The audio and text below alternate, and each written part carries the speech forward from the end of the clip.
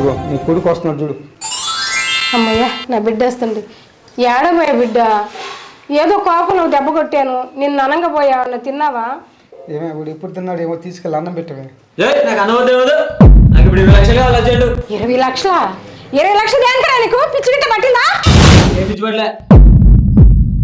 20 లక్షలు దేనికరా నీకు? అంత నాకు తెలియదు. నాకు 20 లక్షలు కావాలి. ఈ సర్పంచ్ పోటీ చేస్తున్నాను. సర్పంచ్ అయితా. సర్పంచా? మనకెందుకు ఈ రాజకీయాలు?